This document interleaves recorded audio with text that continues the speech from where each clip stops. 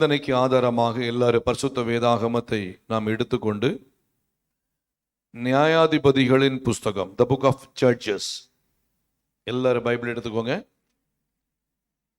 The book of judges 6ஆம் அதிகாரம் 22வது வசனம் முதல் 24வது வசனம் வரைக்கும். The book of Judges chapter 6 verse 22 to 24 வாசிங்க. அப்பொழுது கிதியோன் அவர் கர்த்தருடைய தூதன் என்று கண்டு, ஐயோ கர்த்தரான ஆண்டவரே, நான் கர்த்தருடைய தூதனை முகமுகமாய் கண்டேனே என்றான். அதற்கு கர்த்தர், உனக்கு சமாதானம், பயப்படாதே, நீ சாவதில்லை என்று சொன்னார். அங்கே கிதியோன் கர்த்தருக்கு ஒரு பலிபீடத்தை கட்டி அதற்கு யெகோவா ஷாலோம் என்று பெயரிட்டான். அது இந்நாள் வரைக்கும் அபியேஸ்ரியரின் ஊராகிய ஒப்ராவில் இருக்கிறது. கர்த்தருடைய பரிசுத்தமான நாமம் மகிமைப்படுவதாக. கர்த்தருடைய வார்த்தைக்கு நேராக நாம் கடந்து வந்திருக்கிறோமே. ஒரு விசேஷித்த வேத பகுதியை வாசிக்க கர்த்தர் நமக்கு உதவி செய்தார். நியாயாதிபதிகள் புஸ்தகத்திலே இஸ்ரவேல் ஜனங்களை நியாயம் விசாரிக்கும்படியாய் நியாயாதிபதிகளை கர்த்தர் ஏற்படுத்துகிறார். அதிலே ஒரு நல்ல ஒரு நியாயாதிபதியாய் கிதியோனை கர்த்தர் ஏற்படுத்துகிறார். கிதியோனை கர்த்தர் ஏற்படுத்தி தொடர்ந்து கர்த்தர் கிதியோனோடு கூட பேசும்போது இந்த ஒரு பகுதியை நாம் வேதத்தில் வாசிக்க முடிகிறது. அதுல 24ஆம் வசனம், கிதியோன் கர்த்தருக்கு ஒரு பலிபீடத்தை கட்டி அதற்கு யெகோவா ஷாலோம் என்று பெயரிட்டான். அல்லேலூயா.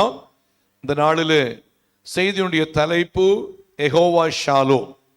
யெகோவா ஷாலோம் என்கிற தலைப்பிலிருந்து கர்த்தருடைய வார்த்தையை கேட்க கர்த்தர் நமக்கு உதவி செய்வாராக. யெகோவா ஷாலோம் என்று சொல்லி கர்த்தருக்கு ஒரு பெயர் அந்த இடத்துல, அதாவது பலிபீடத்திற்கு ஒரு பெயரை போடுறாரு.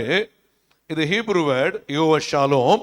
அவருடைய தமிழாக்கம் என்னவென்றால் கர்த்தரே நம்முடைய சமாதானம். அல்லேலூயா. கர்த்தரே நம்முடைய சமாதானம். யெகோவா ஷாலோம், கர்த்தரே நம்முடைய சமாதானம் என்கிற தலைப்பில் ஆண்டவருடைய வார்த்தையை கேட்க கர்த்தர் நமக்கு உதவி செய்வாராக. இந்த நாட்களிலே ஒரு மனுஷனுக்கு முக்கியமான தேவை என்ன என்று சொல்லி பார்ப்போமே என்றால், சமாதானமும் சுகமும் ஒரு மனுஷனுக்கு மிக முக்கியமான தேவையா இருக்கிறது. சமாதானம் என்பது மிகவும் இன்றியமையாத ஒரு காரியமாக இருக்கிறது. ஏனென்றால் இந்த நாட்களிலே சமாதானம் கெட்டு போகிற அநேக செயல்கள் மனுஷனுடைய வாழ்க்கையில் ஏற்படுகிறது. அநேக செயல்கள் வரும்போது சமாதானம் இல்லாதபடிக்கு, சமாதானம் கெட்டு போகும்போது சில நேரங்களிலே என்ன செய்வது என்று தெரியாதபடிக்கு டென்ஷன்ல, சில பிரச்சனையில, சமாதானம் இல்லாம அநேகர் ஏன் இந்த உலகத்திலே வாழ வேண்டும் என்கிற கேள்வியோடு கூட தங்களுடைய வாழ்க்கையை முடித்துக் கொள்ளும் அநேகர் இருக்கிறாங்க. இன்னும் ஒரு சிலரை பார்க்கும்போது சமாதானத்தை தேடி பலவிதமான உலக பிரகாரமான காரியங்களுக்கு தங்களை ஈடுபடுத்திக் கொள்ளுகிறார்கள். பாருங்க, உலகம் நமக்கு நிரந்தரமான சமாதானத்தை தர முடியாது. அல்லேலூயா. எந்த ஒரு உலகத்தின் செயல்களும் நமக்கு சமாதானத்தை நிரந்தரமாய் தர முடியாது. அதனால இந்த உலகத்திலே சமாதானத்தை கொடுப்பதற்காக, என்டர்டெயின்மெண்ட்டுக்காக அநேக விதமான காரியங்களை உலகத்திலே செயல் வடிவிலே காணப்படும் போது அந்த உலகம் நமக்கு நிச்சயமாய் சமாதானத்தை தர முடியாது என்பதை ஒன்று தேவ பிள்ளைகள் ஆழமாய் மனதில் வைத்துக் கொள்ள வேண்டும். அல்லேலூயா. பாருங்க, இதனால சமாதானத்தை கொடுக்கும்படியாக பாருங்க, நடிகர் நடிகைகள், இன்னும் டைரக்டர்ஸ், ப்ரொடியூசர்ஸ் சேர்ந்து ஒரு நல்ல திரைப்படத்தை உருவாக்கி ஜனங்களை என்டர்டெயின் பண்ணும்படியாக ஒரு 2 மணி நேரம் 2.5 மணி நேரம் ஒரு படத்தை உருவாக்கி அதிலே அவர்கள் மூழ்கி போயிடணும்னு சொல்லி சினிமா படத்தை உருவாக்குகிறார்கள். ஆனால் இந்த சினிமா படத்திற்குள்ளாக சென்றாலும் ஒரு நிரந்தரமான சமாதானத்தை நம்முடைய வாழ்க்கையிலே பெற்றுக்கொள்ள முடியாது. அல்லேலூயா. தேவ பிள்ளைகள் புரிஞ்சுக்கணும். சில நண்பர்களை ஏற்படுத்தினால் எனக்கு சமாதானம் கிடைக்கும், என் நண்பரிடத்துல என்னுடைய காரியங்களை ஷேர் பண்ணா எனக்கு சமாதானம் கிடைக்கும் என்று சொல்லி ஒரு சில நண்பர்களை ஏற்படுத்திக் கொள்வார்கள். நண்பர்களால பிரச்சனையும் போராட்டமும் தான் அதிகமா கடந்து வருகிறதே தவிர ஒரு நிரந்தரமான சமாதானம் இல்லை. பாருங்க, இந்த நாட்களிலே அட்வான்ஸ் லெவல்ல போய் பாருங்க, இந்த நாட்களிலே அதாவது களியாட்டுகள், பாப் என்று சொல்லுகிறதான சில களியாட்டின் இடங்கள், இப்படிப்பட்ட இடங்களை நாம் அதிகமாய் பார்க்கிறோம். அருமையான தேவனுடைய பிள்ளைகளை புரிந்து கொள்ள வேண்டும், இது ஒன்றும் ஒரு மனுஷனுக்கு நிரந்தரமான சமாதானத்தை கொடுக்க முடியாது. அல்லேலூயா. பாப் என்று சொல்லுகிறது வரும்போது பொதுவாக சில ஏரியாவில் டான்ஸ் எல்லாம் போடுவாங்க. டான்ஸ் எல்லாம் போட்டுட்டு அதுல ஜனங்கள் வந்து ஆடுவாங்க. அதுல தவறான மது போதையான காரியங்கள் எல்லாம் நடக்கும். இப்படிப்பட்டதான ஒரு விஷயங்கள் தான் இந்த பாப்னு சொல்லுவாங்க. இந்த நாட்கள் அதிகமாய் வாலிபர்கள் இப்படிப்பட்டதான கொடிய செயல்களுக்குள்ளே சென்று சமாதானத்திற்காக அவள் செயல்பட ஆரம்பிக்கிறாங்க. இதுவும் அவங்களுடைய வாழ்க்கையிலே கொடூரமான தவறான பாதையிலே கொண்டு செல்கிறது என்பதை தேவ பிள்ளைகள் மறக்க கூடாது. இப்படி சமாதானத்தை நிரந்தரமாய் எந்த உலகத்தின் காரியங்களினாலும் கொடுக்க முடியாது. இன்னும் சொல்ல போனா கடையில போய் நம்ம அரிசி வாங்கலாம், பருப்பு வாங்கலாம், ஏதாவது மளிகை பொருட்களை வாங்கலாம், என்ன ஒரு பொருளை வாங்கலாம். ஆனால் சமாதானத்தை ஒரு கடையில போய் நம்ம வாங்கவே முடியாது. அல்லேலூயா. ஆனா ஒன்றை புரிந்து கொள்ளணும், சமாதானத்தை யார் கொடுக்க முடியுமே என்று சொன்னால் வேத வசனம் நமக்கு அழகாய் சொல்லுகிறது. யோவான் எழுதின சுவிசேஷம் 14ஆம் அதிகாரம் 27வது வசனம். The book of John chapter 14 verse 27. வாசிங்க. சமாதானத்தை உங்களுக்கு வைத்து போகிறேன். இயேசு சொல்லுகிற ஒரு வார்த்தை பாருங்க, சமாதானத்தை உங்களுக்கு வைத்து போகிறேன். என்னுடைய சமாதானத்தையே உங்களுக்கு கொடுக்கிறேன். என்னுடைய சமாதானத்தையே உங்களுக்கு கொடுக்கிறேன். உலகம் கொடுக்கிற பிரகாரம் நான் உங்களுக்கு கொடுக்கிறதில்லை. அப்ப உலகம் என்றால் அந்த சமாதானம் ஒரு நிரந்தரமான சமாதானம் அல்ல. உலகம் கொடுக்கிற சமாதானம் ஒரு தூய்மையான சமாதானமாய் இருக்காது. உலகம் கொடுக்கிற சமாதானம் ஒரு நிரந்தரமான சமாதானமாய் இருக்காது. அதான் சொல்றாரு, உலகம் கொடுக்கிற பிரகாரமாய் அல்ல. வாசிங்க. உங்கள் இருதயம் கலங்காமலோ பயப்படாமலோ இருப்பதாக. அல்லேலூயா. ஒருவேளை இந்த காலை வேளையிலே ஒரு சமாதானம் இல்லாத ஒரு நிலைமையிலே, சமாதானத்தை இழந்து போன நிலைமையிலே, சமாதானமற்றதான நிலைமையிலே நாம் தேவ சமூகத்திலே வந்திருப்போமே என்று சொன்னால், இந்த காலை வேளையிலே ஒரு தெய்வீக சமாதானத்தை கொடுக்க இயேசுவினாலே முடியும் என்பதை தேவ பிள்ளைகள் மறந்து போய்விடக் கூடாது. சத்தம் அவர் அல்லேலூயா, அல்லேலூயா. கர்த்தருக்கு மகிமை உண்டாகட்டும். பாருங்க, அப்போ சமாதானத்தை யார் கொடுக்க முடியுமே என்று சொன்னால் உலகம் கொடுக்க முடியாது, இயேசுவினால் மாத்திரமே கொடுக்க முடியும். இந்த காலை வேளையிலே நாம் ஒருவேளை சில சூழ்நிலைகள் நிமித்தமாய் சமாதானமற்ற நிலைமையில் இருக்கலாம். ஒருவேளை படிப்பை நினைத்து ஒருவேளை சமாதானமற்ற நிலைமையில் இருக்கலாம். பிள்ளைகளை குறித்து நாம் ஒருவேளை சமாதானமற்ற நிலைமையில் இருக்கலாம். ஒருவேளை கணவனாரை குறித்து மனைவியை குறித்து சமாதானமற்ற நிலைமையிலே காணப்படலாம். ஒருவேளை எதிர்காலத்தை குறித்து நாம் சமாதானமற்ற நிலைமையிலே காணப்படலாம். பாருங்க, இந்த உலகத்திலே நாம் ஒருவேளை சமாதானம் இல்லாமல் இருக்கும்போது சமாதானத்தை தேடி நாம் உலகத்திலே சொல்வோமே என்றால் உலகம் நமக்கு சமாதானத்தை தராது. ஆனால் சமாதானத்தை கொடுக்க உண்மையாய் ஒருவர் உண்டு என்றால் அவர் சர்வ வல்லமையுள்ள ஆண்டவராக இயேசு மாத்திரமே. அவரை தேடினால் நிச்சயமாய் தெய்வீக சமாதானத்தை தேவன் நமக்கு தர அவர் போதுமானவராய் இருக்கிறார். அல்லேலூயா. சகேயுன்னு சொல்லப்பட்ட ஒரு மனுஷன், எடுக்க வேண்டாம், லூக்கா 19ஆம் அதிகாரம் 1ஆம் வசனத்துல வசனம் சொல்றது, அவன் ஆயக்காரனுக்கு தலைவன், இன்னொன்று ஐஸ்வர்யவான். ஆயக்காரனுக்கு தலைவன், இன்னொன்று ஐஸ்வர்யவான். நான் அடிக்கடி சொல்லுவேன், பைபிள்ல ஐஸ்வர்யவான் என்று சொல்லி ஒரு சிலரை மாத்திரம் குறிப்பிடப்பட்டிருக்கு. பணக்காரங்க ஐஸ்வர்யவான் சொல்லி ஒரு சிலரை மாத்திரம் குறிப்பிடப்பட்டிருக்கு. அந்த குறிப்பிடப்பட்ட ஒரு சிலர்ல இந்த சகேயுன்னு சொல்லப்பட்ட ஒரு மனுஷன் இருக்கார். இவரு பாருங்க, ஆயக்காரனுக்கு தலைவனாக இருக்கிறாரு, ஐஸ்வர்யவானாக இருக்கிறாரு. ஆனா என்ன இல்ல, தேவையான பணம் இருக்கு, வசதி இருக்கு, எல்லா விதமான காரியங்களும் இருக்கு, எதுவுமே மற்ற விஷயங்கள் குறைவில்லை. ஒரே ஒரு காரியம் குறைவா இருக்கு, அது சமாதானம் இல்லாம இருக்காரு. பாருங்க, இந்த உலகத்தில் வாழ்கிற அநேகருடைய வாழ்க்கையில இப்படிதான். பணம் இருக்கும், வசதி இருக்கும், எல்லா காரியங்களும் அவங்களுக்கு சரியா இருக்கும், ஆனா வாழ்க்கையில சமாதானம் இருக்காது. ஏதாவது ஒரு சமாதானம் இல்லாத ஒரு போராட்டமான காரியம் வாழ்க்கையில ஓடிக்கிட்டே இருக்கும். பாருங்க, இந்த சகேயுவுக்கு சமாதானம் இல்லாமல் இருக்கும்போது அவருக்குரிய ஒரு எண்ணம், இயேசு எப்படிப்பட்டவரோ அவரை பார்த்தால் எனக்கு ஒரு விடுதலை கிடைக்கும், ஒரு சமாதானம் கிடைக்கும் என்று சொல்லி இயேசுவை பார்க்கும்படியாய் இந்த சகேயு அவன் எத்தனித்தவராய் இயேசு போகிற இடத்திலே இவர் முன்னாடி ஓடுகிறவராய் இருக்கிறார். பாருங்க, இயேசுவை பார்க்க முடியல. இயேசுவை பார்க்கிற வரைக்கும் அவருக்கு சமாதானம் இல்லை. ஐஸ்வர்யவான், ஆயக்காரனுக்கு தலைவன். இப்ப என்ன ஆச்சு பாருங்க, ஒரு காட்டு அத்தி மரத்துல ஏறி உட்கார்ந்து இருக்கிறாரு. உட்கார்ந்துட்டு அங்கிருந்து இயேசுவை பார்க்கும் போது அவருக்குள்ள ஒரு மகிழ்ச்சி, அவருக்குள்ள ஒரு சமாதானம். இயேசுவும் அவரை பார்த்து விட்டு அந்த மரத்தின் அருகாமையில் சொல்றாரு, சகேயுவே சீக்கிரமாய் இறங்கி வா, இன்றைக்கு நான் உன் வீட்டிலே தங்க வேண்டும் என்று சொல்லும் போது சீக்கிரமாய் இறங்கி வந்து சீக்கிரமாய் அவரை அழைத்து கொண்டு போகிறார். அல்லேலூயா, அல்லேலூயா. இந்த உலகத்திலே நாம் ஒருவேளை நல்ல வசதி உள்ளவங்களா இருக்கலாம், நல்ல படிப்புள்ளவங்களா இருக்கலாம், ஒருவேளை நல்ல ரேங்க்ல இருக்கிறவங்களா இருக்கலாம். இருக்கட்டும், சந்தோஷம்தான். ஆண்டவர் நம்ம இன்னும் அதிகமாய் ஆசீர்வதிக்கட்டும். ஆனால் சமாதானத்தை கொடுக்க யார்தான் முடியுமே என்று சொன்னால் ஆண்டவராகிய இயேசு என்பதை தேவ பிள்ளைகள் மறந்து போய்விடக் கூடாது. அல்லேலூயா.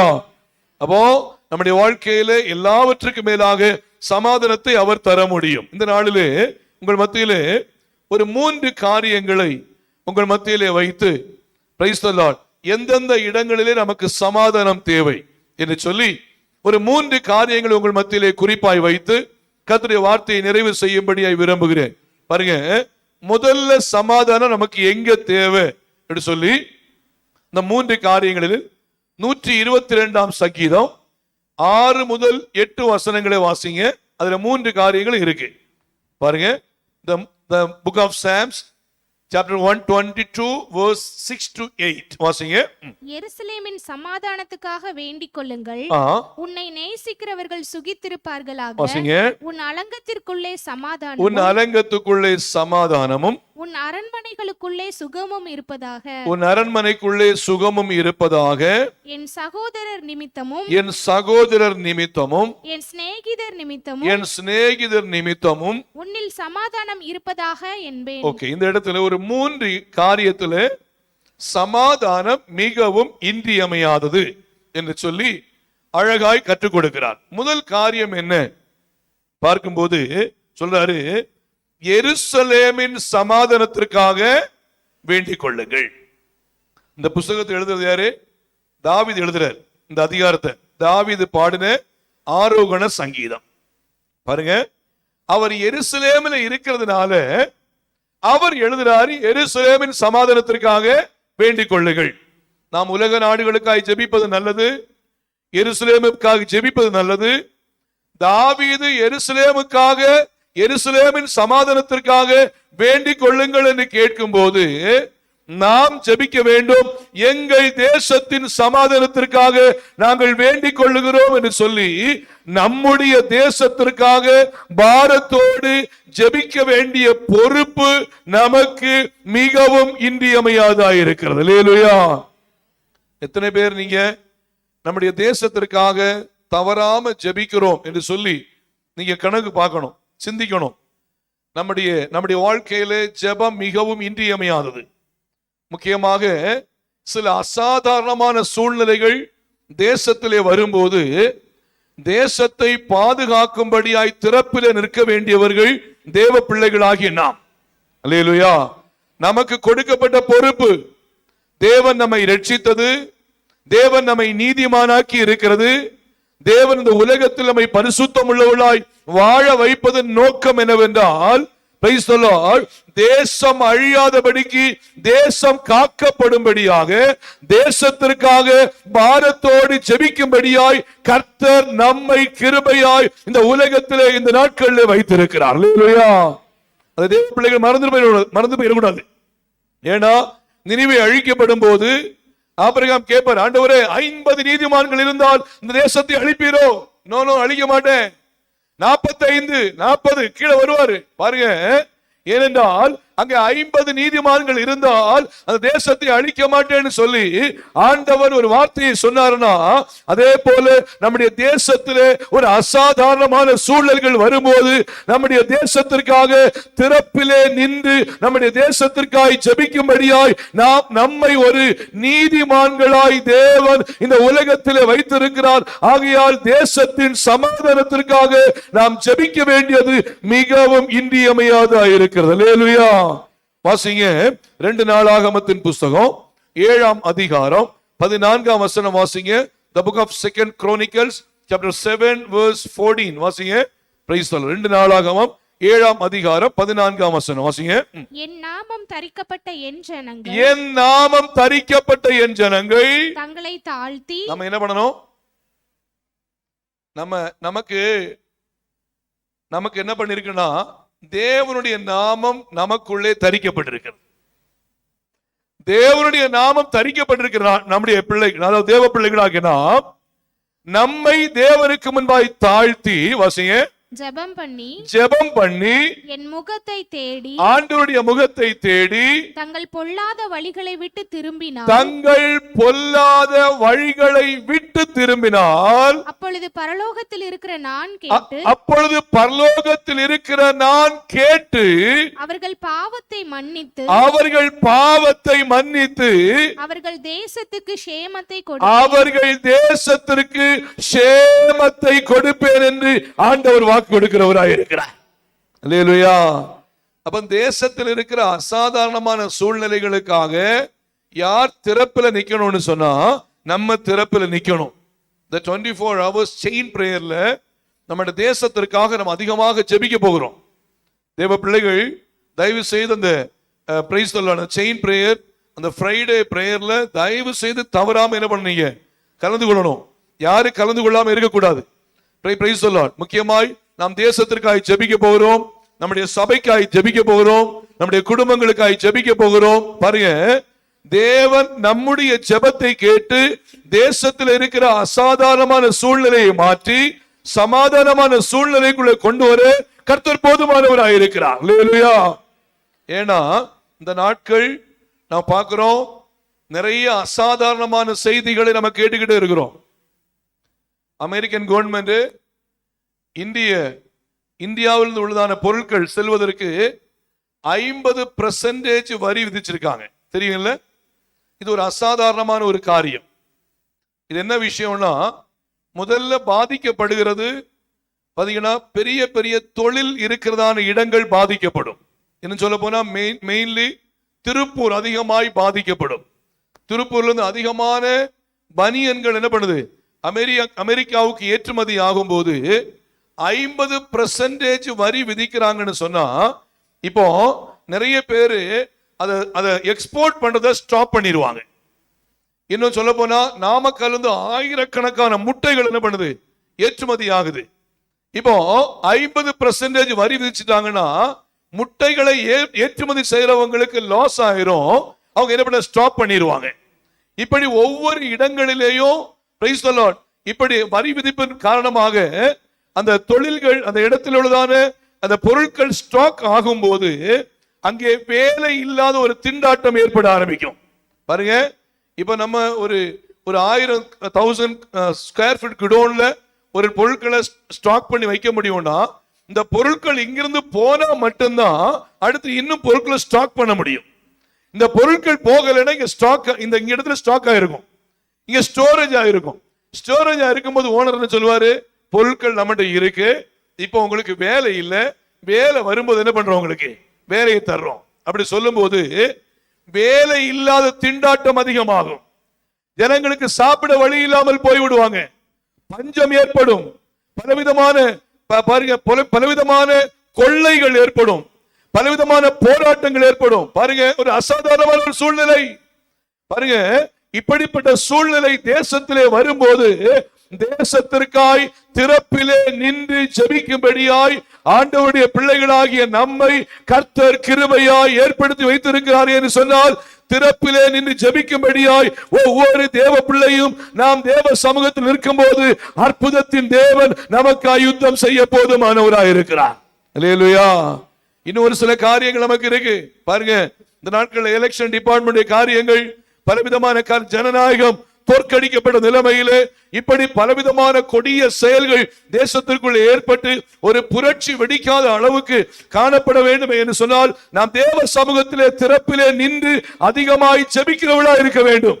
ஆட்சியாளர்களுக்கு நல்ல ஞானத்தை கொடுக்கும்படியாக மட்டுமல்லாமல், பிரைஸ் தி லார்ட், ஆட்சியாளர்களுக்கு ஆலோசனை கொடுக்கிறதான டிபார்ட்மெண்ட் இருக்கிறவங்களுக்கு நல்ல ஞானத்தை கொடுக்கும்படியாக திறப்பிலே நின்று ஜெபிக்க வேண்டிய மிக முக்கியமான கட்டாயம் நமக்குள்ள இருக்கிறது. தேசத்திற்காக நாம் ஜெபிக்கும் போது நம்முடைய தேசம் சமாதானத்துக்குள்ளே வரும் என்பதில் சந்தேகமே இல்லை. அல்லேலூயா.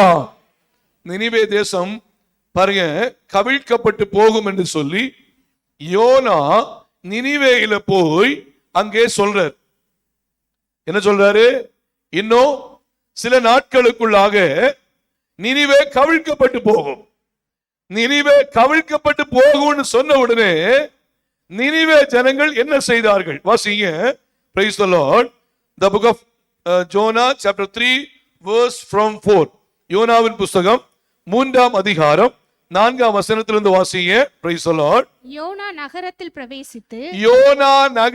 பிரவேசித்து ஒரு நாள் பிரயாணம் பண்ணி இன்னும் 40 நாள் உண்டு. அப்பொழுது நினிவே கவிழ்க்கப்பட்டு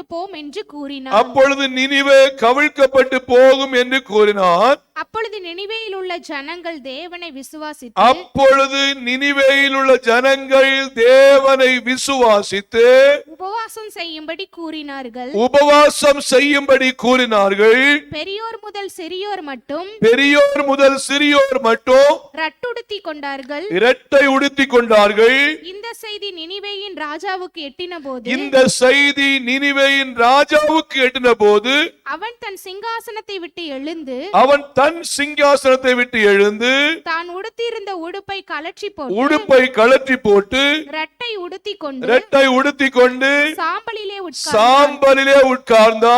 மேலும் ராஜா தானும் தன் பிரதானிகளும் நிர்ணயம் பண்ணின கட்டளையாக நினிவேயில் எங்கும் மனுஷரும் மிருகங்களும் மாடுகளும் ஆடுகளும் ஒன்றும் ருசி பாராதிருக்கவும் மேயாமலும் தண்ணீர் குடியாமலும் இருக்கவும் மனுஷரும் மிருகங்களும் ரட்டினால் மூடிக்கொண்டு தேவனை நோக்கி உரத்த சத்தமாய் கூப்பிடவும் அவரவர் தம் தம் பொல்லாத வழியையும் தம் தம் கைகளில் உள்ள கொடுமையையும் விட்டு திரும்பவும் கடவர்கள். யாருக்கு தெரியும் நாம் அழிந்து போகாதபடிக்கு ஒருவேளை தேவன் மனஸ்தாபப்பட்டு தம்முடைய உக்கிர கோபத்தை விட்டு திரும்பினாலும் திரும்புவார் என்று கூற சொன்னார். அவர்கள் தங்கள் பொல்லாத வழியை விட்டு திரும்பினார்கள் என்று தேவன் அவர்களுடைய கிரியைகளை பார்த்து தாம் அவர்களுக்கு செய்வேன் என்று சொல்லியிருந்த தீங்கை குறித்து மனஸ்தாபப்பட்டு அதை செய்யாதிருந்தார். அல்லேலூயா. நினிவே இன்னும் 40 நாள்ல கவிழ்க்கப்படும் என்கிற செய்தி ஆண்டவர் யோனாவுக்கு கட்டளையிட்டு சொல்லிட்டார். பாருங்க, அப்போது நினிவே மக்கள் என்ன செஞ்சாங்க பாருங்க. நினிவே மக்கள் உடனடியாக ரெட்டுடுத்தி சாம்பல்ல உட்கார்ந்து நினிவேக்காக கண்ணீரோடு அழுது ஜெபிக்க ஆரம்பித்தாங்க. பாருங்க, நினிவேல் இருக்கிறதான பொல்லாத வழிகளை விட்டு திரும்பி ஆண்டவருடைய சமூகத்தில் ஜெபிக்க ஆரம்பிச்சாங்க. இந்த செய்தியை ராஜா கேட்ட உடனே ராஜாவும் என்ன பண்றாரு? தன்னுடைய ஸ்தானத்தை விட்டு எழும்பி அவர் உடுத்தி இருந்ததான ராஜ வஸ்திரத்தை கழட்டி வைத்து விட்டு ரெட்டை உடுத்தி கொண்டு, ரெட்டைன்னு சொன்னா சாக்கு போல இருக்கும், இந்த ரெட்டை உடுத்தி கொண்டு பாருங்க, அவரோ தொடர்ந்து சொல்றாரு. நாங்களும் நிர்மாணிகளும் சொல்ற விஷயம் என்ன அப்படின்னு சொன்னா, மனுஷங்க மாத்திரம் சாப்பிடாம இல்ல, மிருகங்களும் ஆடு மாடுகளும் எதுவுமே ருசி பாராது இருக்கணும். எதுக்குமே தண்ணி கொடுக்கல பாருங்க. மாட்டுக்கு தண்ணி கொடுக்கல என்ன பண்ணுவாங்க? மாடு என்ன பண்ணும்? அது கத்த ஆரம்பிக்கும். ஆட்டுக்கு தண்ணி சாப்பாடு கொடுக்க என்ன பண்ணும்? அது கத்த ஆரம்பிக்கும். அப்படின்னு இப்ப ஆடு கத்துது, மாடு கத்துது, மிருகங்கள் கத்துது, எல்லாமே ஆண்டவரை நோக்கி கத்த ஆரம்பிக்குது. பாருங்க, எல்லாம் கத்த ஆரம்பிக்குது. எல்லா ஜனங்களும் ஆண்டவரை நோக்கி கூப்பிட ஆரம்பிச்சாங்க. ஆண்டவர், நாங்கள் பொல்லாத பாதையில இருந்தோம், பொல்லாத வாழ்வில இருந்தோம், எங்கள் தேசம் கவிழ்க்கப்பட்டு போகிற அளவிற்கு எங்கள் தேசத்துக்குள்ளே பாவம் நிறைந்திருந்தது. ஆண்டவரே, எங்கள் தேசத்தை ஒரு விசை மன்னிங்க என்று சொல்லி நினிவே ஜனங்கள் கர்த்தரை நோக்கி கூப்பிட கூப்பிட கூப்பிட சர்வ வல்லமையுள்ள ஆண்டவராகிய தேவன் என்ன செய்தார் என்று சொன்னால், அவர்களுக்கு வர இருந்த பொல்லாங்கை மாற்றி மனஸ்தாபப்பட்டு இந்த தேசத்திலே ஒரு சேமத்தை கர்த்தர் கட்டளையிட்டார். அல்லேலூயா, அல்லேலூயா. தேசத்திற்காய் கண்ணீரோடு ஜெபிக்க வேண்டிய பொறுப்பு சபைக்கு மிக இன்றியமையாதா இருக்கிறது. அல்லேலூயா. நான் அடிக்கடி சொல்ற ஒரு காரியம் தான், நம்முடைய கொரோனா வைரஸ் தேசத்துல வரும்போது அந்த நாட்களில் என்ன பண்றதுன்னு தெரியல. ஆனா சபை ஒரு முக்கியமான காரியத்தை இழந்து விட்டதுன்னு சொல்ல முடியும். ஏன் அப்படின்னு சொன்னா, இப்படிப்பட்ட ஒரு கொடிய சம்பவங்கள் தேசத்திலே வரும்போது தேசத்திற்காய் அதிகமாய் திறப்பில் நின்று பாதிக்கப்பட்ட ஜனங்களுக்காய் அதிகமாய் பிரைஸ் தி லார்ட் விடுதலைக்காக தேவ சமூகத்திலே காத்திருக்க வேண்டிய பொறுப்பு யாருக்கு உள்ளது? சபைக்கு உள்ளது. சபை ஒரு சாதாரணமான ஒரு காரியம் அல்ல. தேவனால் வேறு பிரிக்கப்பட்ட பிள்ளைகள் தேவனுடைய நாமத்தை மகிமைப்படுத்தும் போது அதான் சொல்லப்பட்டு பாருங்க, என் நாமம் தரிக்கப்பட்ட என் ஜனங்கள் தங்களை தாழ்த்தி பிரைஸ் தி லார்ட் தங்கள் பொல்லாத வழிகளை விட்டு திரும்பினால் தேசத்திற்கு சேமத்தை கொடுப்பேன். அப்போ நம்முடைய வாழ்க்கையில் இப்படிப்பட்ட சில அசாதாரணமான சூழ்நிலைகள் நம்முடைய காலகட்டங்களில் தேசத்திலே வரும்போது நாம் அதிகமாய் தேசத்திற்காய் திறப்பில் நின்று சொல்லணும், கிறிஸ்தவர்கள் ரட்சிக்கப்பட்டவங்க சபை ஜெபித்ததினாலே தேசம் விடுவிக்கப்படுது என்று ஜனங்கள் சொல்லத்தக்க விதத்திலே நம்முடைய சபைகள் இந்த நாட்களிலே இன்னும் அதிகமாய் அக்கினியாய் எரிந்து பிரகாசிக்கிற சபைகளாய் மாற வேண்டும் என்று தேவன் விரும்புகிறவராய் இருக்கிறார். அல்லேலூயா. பாருங்க, அழகா சொல்றது பாருங்க. நினிவே மக்கள் மிகுந்த ஒரு கொடிய சூழ்நிலைக்குள்ள இருக்கும்போது அவர்கள் ஆண்டவரை நோக்கி கூப்பிட்டார்கள், தேசம் விடுவிக்கப்பட்டது. இன்னொரு வசனத்தோட வாசிங்க, அதை முடிச்சுட்டு அடுத்த போர்ஷனுக்கு போறேன். Praise the Lord. எரேமியாவின் புஸ்தகம் 23ஆம் அதிகாரம் 10ஆம் வசனம் வாசிங்க. எரேமியா 23:10 வாசிங்க. தேசம் விபச்சாரக்காரரால் நிறைந்திருக்கிறது. தேசம் எப்படி இருக்கு? விபச்சாரக்காரரால் நிறைந்திருக்கிறது. தேசம் சாபத்தினால் துக்கிக்கிறது. தேசம் சாபத்தினால் துக்கிக்கிறது. வனாந்திரத்தின் மேய்ச்சல்கள் வாடி போகிறது. வனாந்திரத்தின் மேய்ச்சல்கள் வாடி போகிறது. அவர்கள் ஓட்டம் பொல்லாதது. அவர்கள் ஓட்டம் பொல்லாதது. பாருங்க, போதும் பாருங்க. தேசம் அவ்வளவு கொடிய பிசாசின் பிடிக்குள்ளா இருக்கும்போது தேசத்திற்காய் நாம் கண்ணீரோடு ஜெபிக்க வேண்டியது மிகவும் அவசியமாய் காணப்படுகிறது. அல்லேலூயா.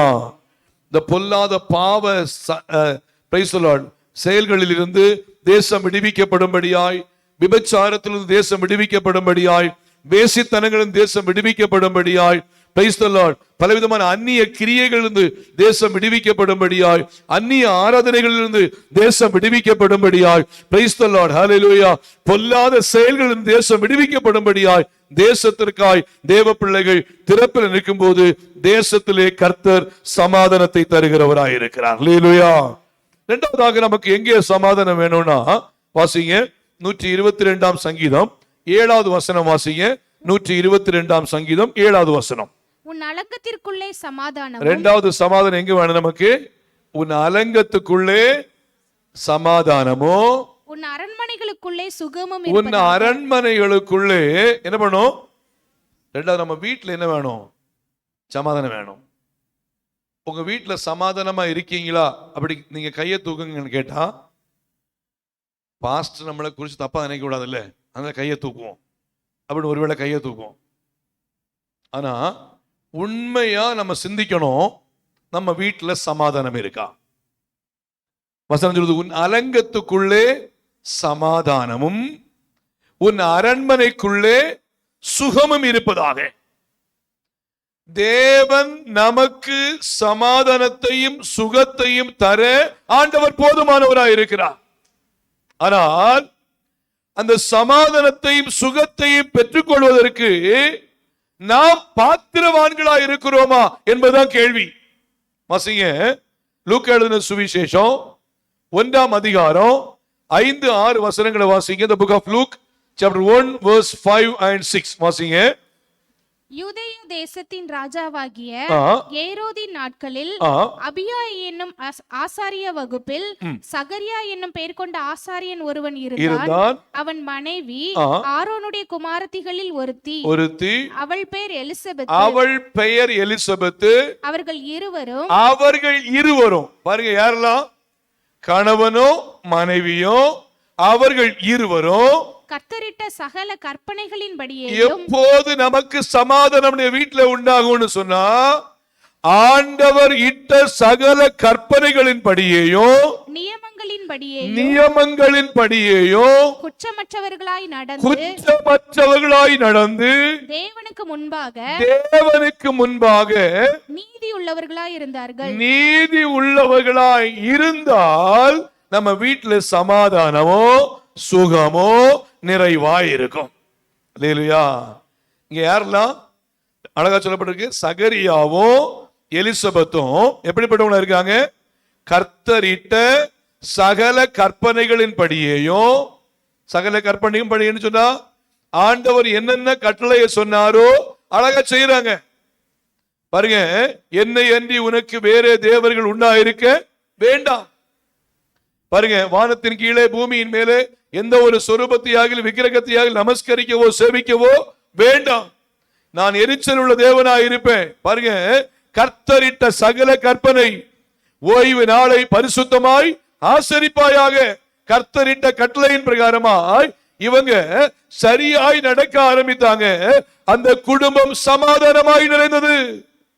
பாருங்க, ஆரம்பத்தில் அந்த குடும்பத்தில் குழந்தை இல்லை.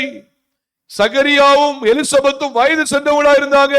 ஆனால் தேவனுடைய வார்த்தைக்கு உண்மையாய் கீழ்ப்படிந்த அந்த குடும்பத்துக்கு ஏற்ற நாள் வந்தது. அந்த குடும்பத்திற்கு தேவையான ஒரு யோவான் ஸ்நானனை ஆண்டவர் அந்த குடும்பத்தில் ஏற்படுத்தி அந்த குறையையும் நிறைவாக மாற்றி அந்த குடும்பத்தை நடத்த கர்த்தர் போதுமானவராய் இருந்தார். அல்லேலூயா. அப்ப நம்முடைய வாழ்க்கையில் ஏதாவது குறையா இருக்குன்னு சொன்னா தேவன் குறைய மாற்ற போதுமானவர். நம்ம என்ன பண்ணணும்? தேவனுக்கு கொடுக்க வேண்டிய முன்னுரிமையை, தேவனுக்கு கொடுக்க வேண்டிய கனத்தை, தேவனுக்கு கொடுக்க வேண்டியதான முக்கியத்துவத்தை ஒரு குடும்பம் தேவனுக்கு உண்மையாய் கொடுக்குமே என்றால் நிச்சயமாய் அந்த குடும்பத்தை கர்த்தர் ஆசீர்வதிக்கிறவராய் இருக்கிறார். அல்லேலூயா. நிறைய வீட்டுல பிள்ளைகளுக்கு ஒத்து போகாது. அண்ணனுக்கும் தங்கச்சி என்ன பண்ணாது, ஒத்தே போகாது. சண்டை, பயங்கர சண்டையா இருக்கும். அண்ணனுக்கு தம்பிக்கும் ஒத்து போகாது. நிறைய வீட்டுல இப்படிப்பட்ட பிரச்சனைகள் இருக்கும். சிலது சின்ன பிள்ளைங்களா வளர்ந்து வரும்போது சின்ன சின்ன சண்டை போடுவாங்க. ஆனா வளர்ந்த பிறகு பாத்தீங்கன்னா நிறைய வீட்டுல சொல்லுவாங்க, நான் என் அண்ணன், அதாவது திருமணமாகி குழந்தைக்கு குழந்தை ஆகும். ஆனா சொல்லுவாங்க, நான் என் அண்ணாட்ட பேசுறதே இல்லைங்க, என் தங்கச்சிட்ட பேசுறதே இல்லை, என்னுடையதான பெரிய அண்ணா இருக்காங்க நான் கண்டுக்கிறதே இல்லை சொல்லுவாங்க. ஒரு கால் அப்படி இருக்கக்கூடாது. இந்த சமாதான கேட்டை கொண்டு வருகிறது பிசாசு.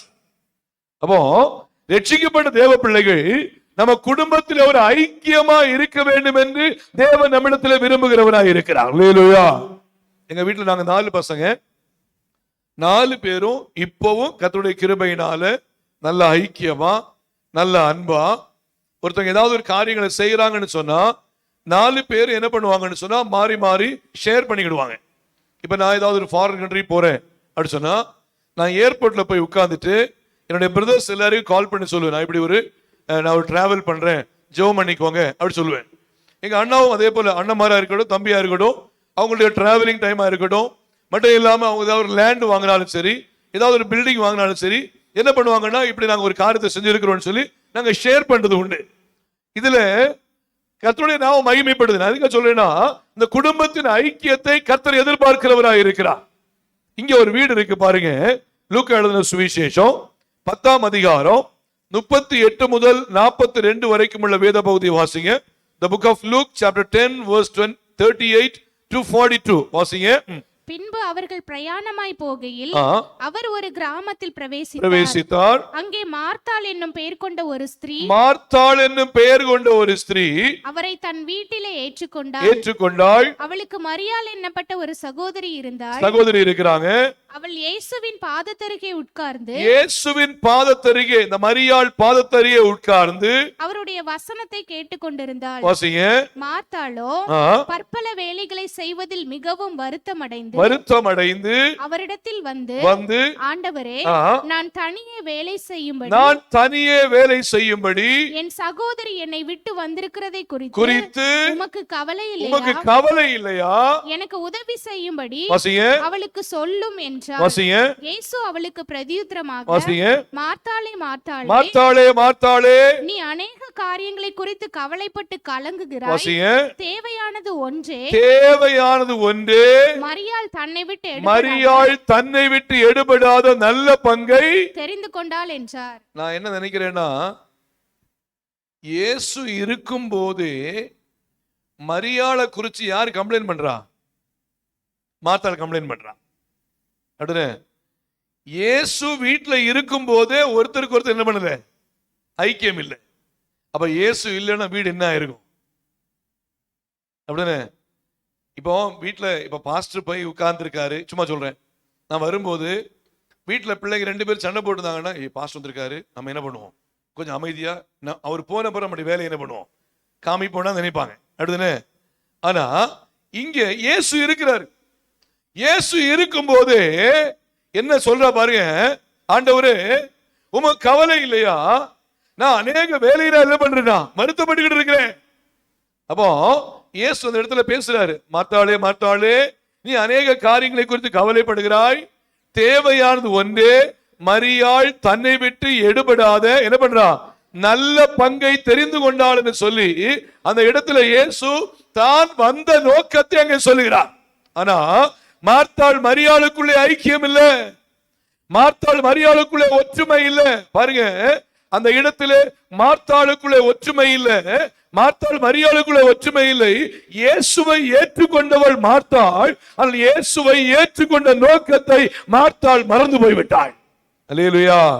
எதுக்காக சொல்றேன்னா, தேவ பிள்ளைகள் புரிஞ்சுக்கணும், நம்முடைய குடும்பத்திலே சகோதர சகோதரிகளுக்கு இடையே நல்ல ஐக்கியம் உள்ளவளாய் இருக்க வேண்டும் என்று தேவன் விரும்புகிறவராய் இருக்கிறார். அல்லேலூயா, அல்லேலூயா. பாருங்க, அப்ப உன் அரங்கத்துக்குள்ளே சமாதானமோ, உன் அரண்மனைக்குள்ளே சுகமும் இருப்பதாக. இன்னொரு வேத பகுதியை வாசிக்கும் போது வாசிங்க, ஆதியாகமத்தின் புஸ்தகம் 3ஆம் அதிகாரம் 6வது வசனம் வாசிங்க. ஆதியாகமம் 3ஆம் அதிகாரம் 6வது வசனம் வாசிங்க. அப்பொழுது ஸ்திரீயானவள் அந்த விருட்சம் புசிப்புக்கு நல்லதும் வாசிங்க, பார்வைக்கு இன்பமும் புத்தியை தெளிவிக்கிறதும் இச்சிக்கப்படத்தக்க விருட்சமுமாய் இருக்கிறது என்று கண்டு. பாருங்க, இப்ப ஆதாம் ஏவாள் எங்க இருக்கிறாங்க? ஏதேன் என்கிறதான ஒரு தோட்டத்துக்குள்ள இருக்காங்க. தோட்டம் ரொம்ப அழகா இருக்கு. தோட்டத்தில் நிறைய விருட்சங்கள் இருக்கு, நிறைய கனிகள் இருக்கு, நிறைய பழங்கள் இருக்கு, 4 நதிகள் ஓடுது. நமக்கு கோயம்புத்தூர்ல எல்லாம் நதிகளே கிடையாது, அப்படின்னு. அப்போ 4 நதிகள் ஓடுது. அவ்வளவு அழகான பியூட்டிஃபுல்லான ஒரு பிளேஸ். இந்த பிளேஸுக்குள்ளாக கணவனும் மனைவியும் சந்தோஷமா இருக்கிறதை யாரால பொறுக்க முடியல? சாத்தானால பொறுக்க முடியல. இப்போ அவன் என்ன பண்றான்? கணவனும் மனைவியும் ஐக்கியமா இருப்பதை கெடுக்கும்படியாய் சாத்தான் தந்திரமாய் ஒரு மிகப்பெரியதான சூழ்ச்சி அவன் செய்கிறவனாய் இருக்கிறான். புரிஞ்சுக்கோங்க, தேவ பிள்ளைகள் கவனமா இருக்கணும். கணவனும் மனைவியுடைய ஐக்கியத்தை கெடுக்கும்படியாய் சாத்தான் சில சூழ்ச்சிகளை செய்யும் போது தேவ பிள்ளைகள் அதிலே கவனமா இருந்து குடும்பத்தின் சமாதானம் மிகவும் முக்கியமானது என்பதை தேவ பிள்ளைகள் மறந்து போய்விடக் கூடாது. அல்லேலூயா. ஒரு சின்ன பிள்ளை, அதாவது நம்ம சர்ச்சில் நடந்த விஷயம் தான். சின்ன பிள்ளைன்னு எனக்கு தெரிஞ்சு ஒரு 6ஆம் கிளாஸ் 7ஆம் கிளாஸ் படிப்பான்னு நினைக்கிறேன். அந்த பிள்ளை பொதுவாக இந்த இன்ஸ்டாகிராம்னு சொல்லிட்டு மீடியாவில் ஒன்று உண்டு. நான் எனக்கு அந்த இன்ஸ்டாகிராம் எல்லாம் கிடையாது. ஆனால் அந்த இன்ஸ்டாகிராமில் அந்த சின்ன பிள்ளை 6ஆம் வகுப்போ 7ஆம் வகுப்போ படிக்கிற அந்த பிள்ளை அந்த நாட்களில் இந்த இன்ஸ்டாகிராமில் போய் அவள் என்ன பண்ணியிருக்கிறா, சில பாடல்களை எல்லாம் என்ன பண்ணா உள்ள என்டர் பண்ணியிருக்கிறான்.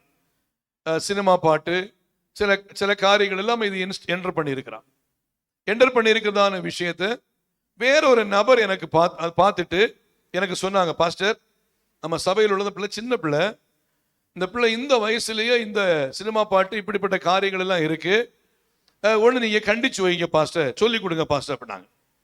உடனே நான் என்ன பண்ணேன், சரின்னு சொல்லி பிள்ளைக்காக ஜெபம் பண்ணேன். ஜெபம் பண்ண பிறகு ஒரு நாள் அந்த பிள்ளையை நான் கூப்பிட்டு என்ன பண்ணேன், பேசினேன்.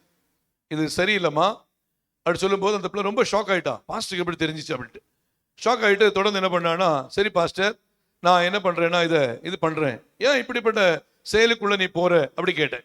கேட்கும்போது அவன் சொன்னா, பாஸ்டர், எங்கள் வீட்டில் எங்கள் அப்பா அம்மாவுக்குள்ள ஒரு ஐக்கியமே கிடையாது, திரும்ப திரும்ப என்ன பண்ணுறாங்க, சண்டை போட்டுக்கிட்டே இருக்காங்க, திரும்ப திரும்ப அவங்களுக்குள்ள ஒரு ஐக்கியம் இல்லாத சூழ்நிலை இருக்கிறதுனால எனக்கு என்ன பண்ணுறதுன்னா, நேரம் கிடைச்சுன்னு சொன்னால் இப்படி போய் நான் இப்படி ஒரு என்டர்டெயின்மெண்ட்டுக்குள்ளாக என்ன பண்ணேன்னா, என் வயசு எவ்வளவு பாருங்க, 6ஆம் வகுப்பு 7ஆம் வகுப்புனா ஒரு 11-12 வயசு தான். இந்த சூழ்நிலையில் இந்த பிள்ளை இப்படி போனதான விஷயத்துக்கு அந்த பிள்ளை சொல்ற காரியம் பாருங்க, எங்க அப்பா அம்மா என்ன இல்லை, அவங்களுக்குள்ள ஒரு ஐக்கியம் இல்லாதனால நான் இப்படிப்பட்ட ஒரு செயல்களுக்குள்ளாக போனேன்னு சொல்லும் போது, பிசாசானவன் குடும்பத்திலே ஒரு ஐக்கிய குறைவை பெற்றோருக்குள்ளே கொண்டு வந்து பிள்ளைகளை ஆண்டவரை விட்டு தூரமாய் கொண்டு போய் ஒரு சமாதானமற்ற சூழலை உருவாக்குகிறான் என்று சொன்னால், நாம் இதிலே கவனமாய் செயல்பட வேண்டியது நம்முடைய பொறுப்பாய் இருக்கிறது. அல்லேலூயா. நம்ம ஒரு கால சாதாரணம் எடுக்கக்கூடாது. நம்ம ஒரு சாதாரணமா, நான் அடிக்கடி சொல்ல ஒரு விஷயம், 15-20 வருஷத்துக்கு முன்னாடி அப்பா அம்மாவுக்கு கீழ்ப்படிவோம், பாஸ்டர்னு சொன்னா அலறுவோம், பாஸ்டர் வர்றாருன்னு சொன்னா அவ்வளவு பயப்படுவோம். இன்னும் ஸ்கூல்ல டீச்சர்னு சொன்னா, டீச்சர் வந்தாங்கன்னு சொன்னா அவங்களுக்கு கொடுக்க ரெஸ்பெக்ட் என்ன பண்ணும், நம்ம கொடுப்போம், கையெடுத்து கும்பிட்டு வணக்கம் சார்னு சொல்லுவோம், அதனால good morning madam, good morning டீச்சர்னு சொல்லுவோம். பாருங்க, இன்னும் சொல்ல போனா பெரியவங்க வந்தாங்கன்னா, அதாவது லுங்கியை நம்ம மடிச்சு கட்டியிருப்போம்னு சொன்னா நம்மளை அறியாமலே என்ன பண்ணும், கீழே போட்டுட்டு அவங்களுக்கு கொடுக்க வேண்டிய மரியாதையை செலுத்துவோம். பாருங்க, இந்த காலகட்டங்களிலே அவைகள் மிக குறைந்து போய்விட்ட நிலைமையில இருக்கு. பெற்றோருக்கு மதிப்பு கொடுக்கிறது குறைஞ்சு போயிடுச்சு, ஊழியக்காரர்களுக்கு கொடுக்கிற மதிப்பு குறைஞ்சு போகுது, பெரியவர்களை பார்த்தால் கொடுக்கிற மதிப்பு குறைந்து போகுது, டீச்சர்ஸை பார்த்தா கொடுக்கிற மதிப்பு குறைஞ்சு போச்சு.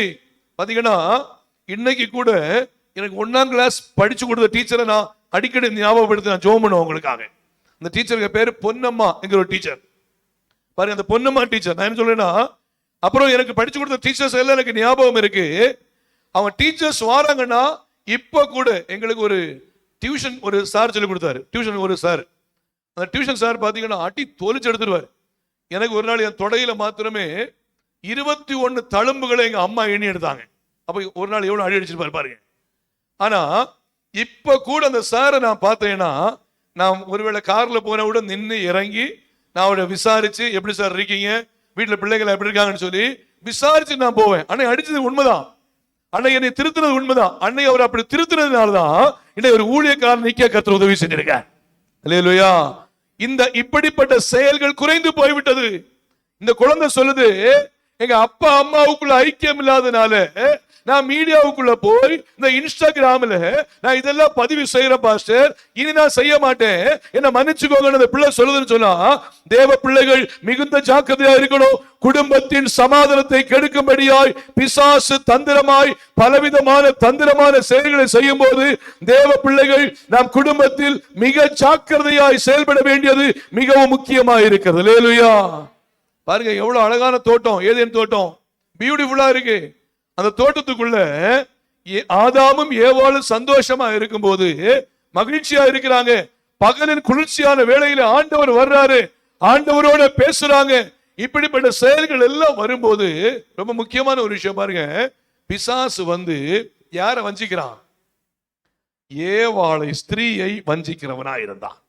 அல்லேலூயா. ஸ்திரீ வஞ்சிக்கப்படுகிறாள்.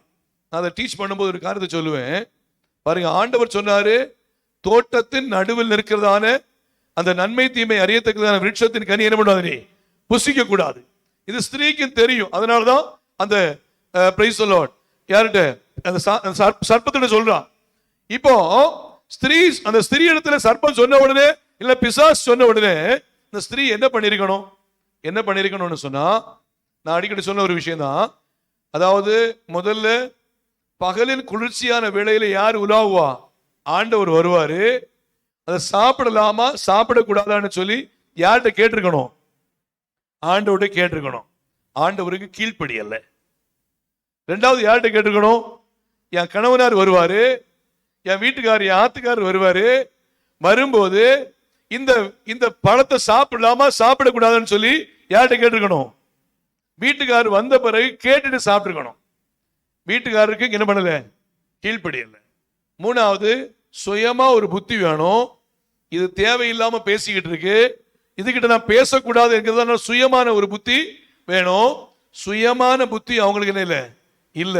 வசனம் சொல்லுது, அவள் அந்த ஸ்திரீ அந்த சர்ப்பத்தின் பேச்சை கேட்டு அந்த பழத்தை பறித்து தான் புசித்து தன் புருஷனுக்கும் கொடுத்தாள். இதனாலதான் அப்போஸ்தலனாகிய பவுல் எபேசியருக்கு சொல்லும் போது சொல்றாரு, மனைவியே உன் சொந்த புருஷனுக்கு கீழ்ப்படிந்திருங்கள். அல்லேலூயா. இந்த நாட்களில் அநேக கீழ்ப்படிதல் குறைந்து போகிறதுனாலதான் குடும்பத்திலே சமாதானம் இல்லாமல் இருக்கிறது. கீழ்ப்படிதல் இல்லாமல் இருக்கிறதுனாலதான் குடும்பத்திலே சமாதானம் இல்லாமல் இருக்கிறது. நம்ம ஒருவேளை ஏர்ன் பண்றவங்களா இருக்கலாம், ஒருவேளை வசதி உள்ளவங்களா இருக்கலாம், நல்ல பணம் உள்ளவங்களா இருக்கலாம். ஆனால் குடும்பம் என்கிற ஐக்கியத்தை ஆண்டவர் வைத்திருப்பதன் நோக்கம் என்னவென்றால் அந்த குடும்பம் சமாதானமாய் இருக்கும்படியாகவே தேவன் வைக்கிறவராய் இருக்கிறார். தொடர்ந்து எபேசியருக்கு சொல்லும் போது, புருஷனே உன் மனைவியிடத்திலே அன்பாயிரு, நீ அவளிடத்திலே கசந்து கொள்ளாமல் என்று சொல்லுகிறார்.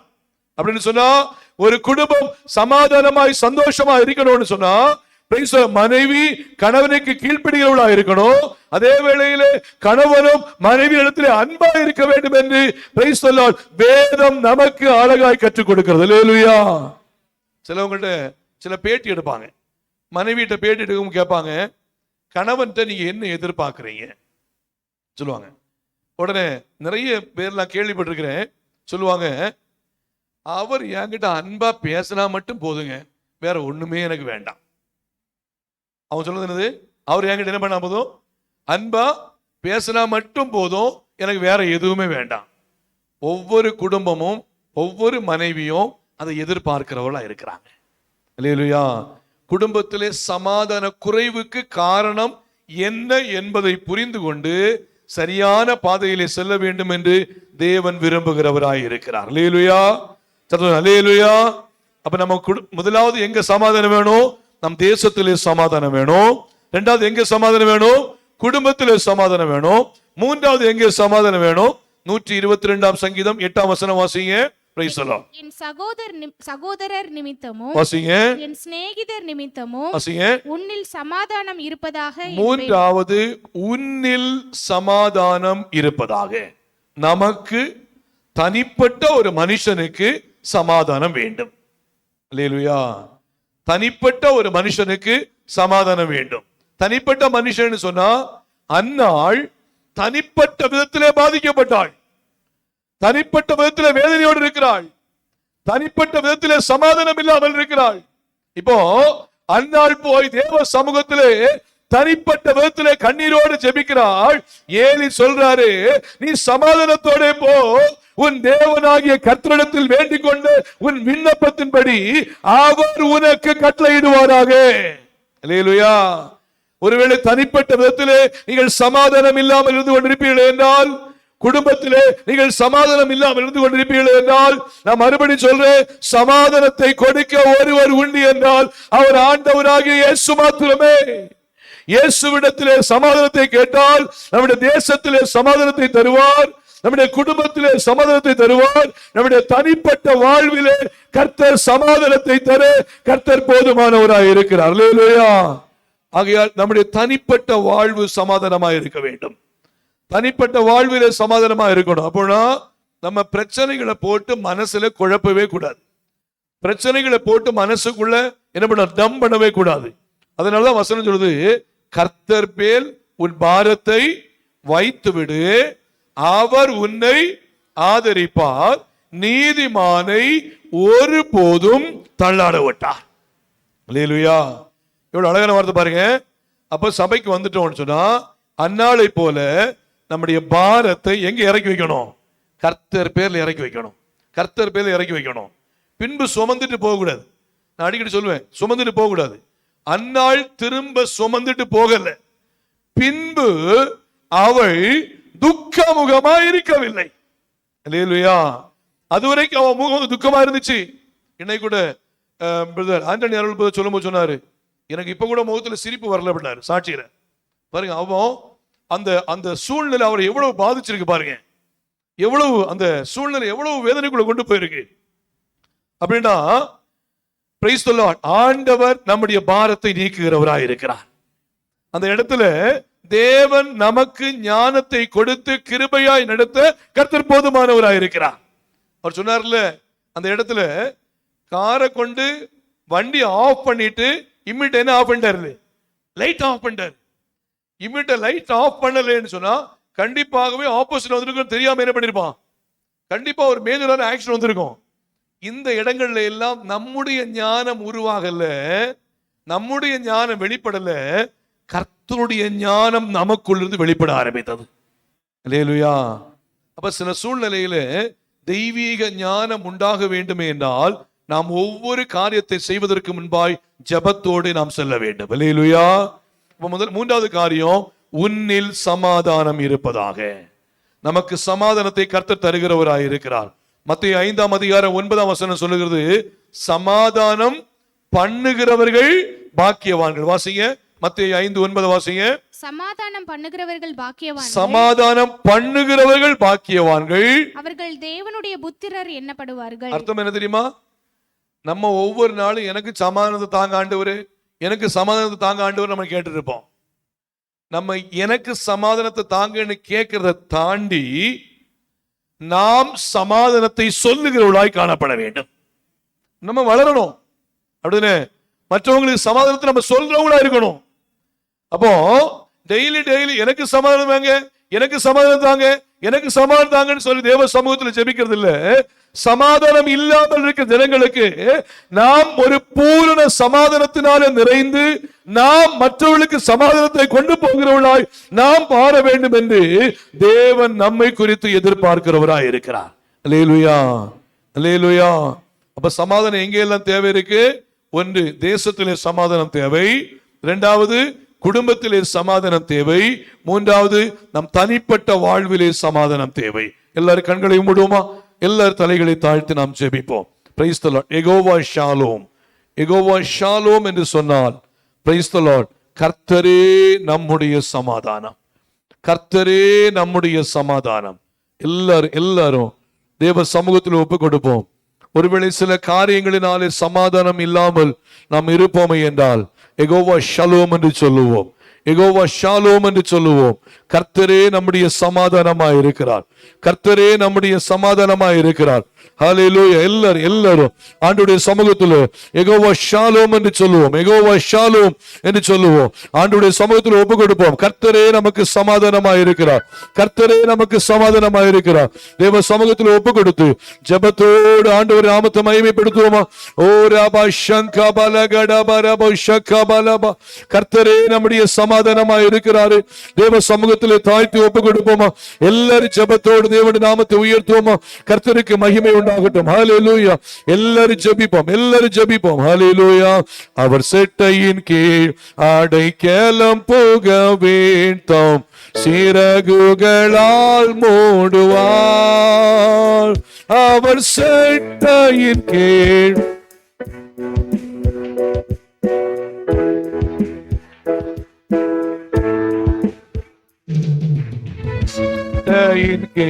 அடைக்கலம் போக வேண்டும், சிறகுகளால் மூடுவார். அவன் சட்டையின் கீழ் அடைக்கலம் போக வேண்டும், சிறகுகளால் மூடுவார். தேவனுன் அடைக்கலமே, ஒரு பொல்லாப்பு முன்னை சேருமோ, ஒரு வாதையும் கோடாரத்தையே அணுகாமல் காத்திடுவார். ஒரு வாதையும் கோடாரத்தையே அணுகாமலே.